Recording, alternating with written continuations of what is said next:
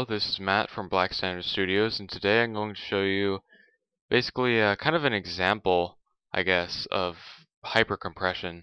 And for those of you who don't know what hypercompression is, it's basically when nowadays it's a trend where producers will take a song and the way it's produced, like if you look at this drum track, you'll see it has high points and low points depending on how the audio was. Basically, the production system, the way that the song is produced, is there's none of that, and the track, when you look at it in a view like this, is just a straight up block because it's hitting something, but it's not exactly, breathing. The track's not breathing. So basically, what I did is I took a song from FL Studio that I made, and I recorded it in FL Studio, I wrote it in FL Studio, and I mastered it in FL Studio. And the original, not the original idea for mastering in this program for me was to use a compressor on the master track that would basically take the threshold to 0 and make it so none of the tracks can go beyond 0, which basically means it's not going to get overloaded. But the problem with that is if a track is loud on the mixer, it's just going to make it cut off right there.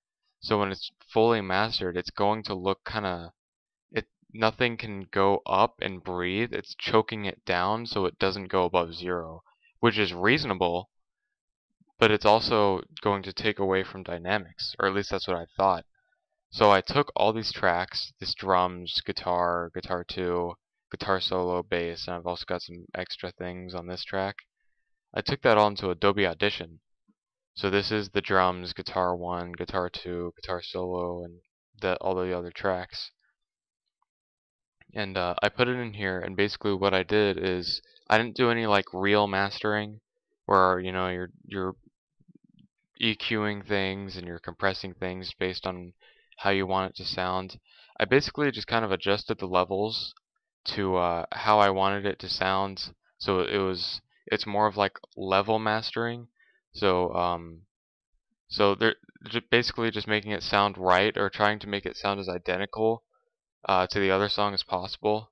Just so nothing's like too loud, like the guitars are overpowering the drums. Basic level mastering.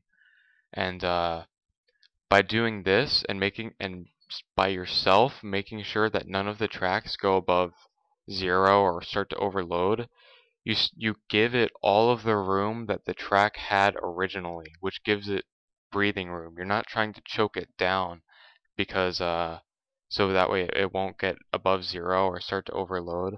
You're just making sure the track sounds right, and also that it mixes with the other ones and doesn't go overloading by itself.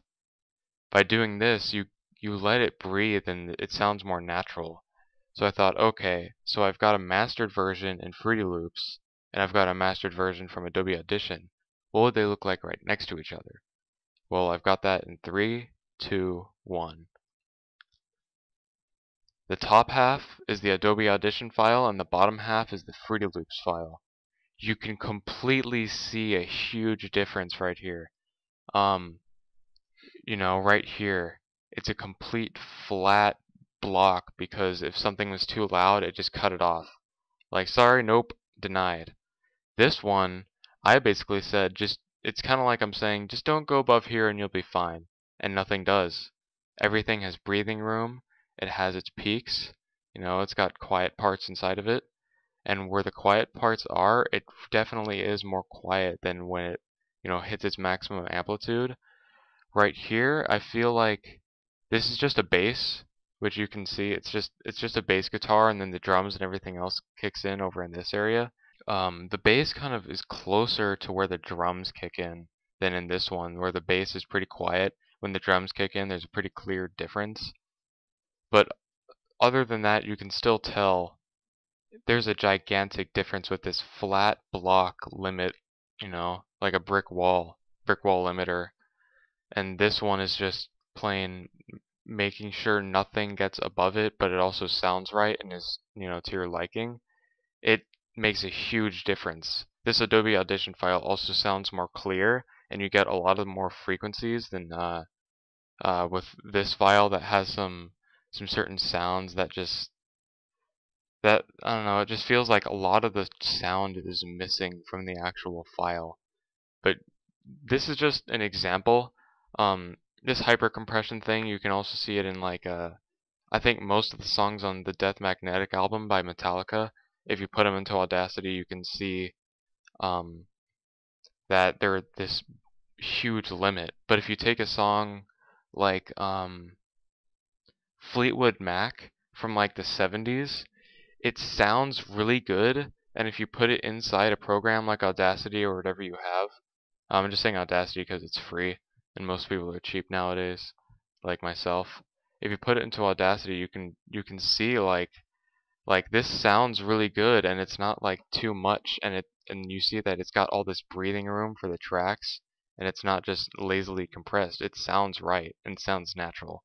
Um, so you can do that on your own if you want to. This is just an example that I did with the different ways of mastering and how differently it can affect a song. I mean, this is pretty drastic with this flat line and with this gigantic natural sounding breathing room song.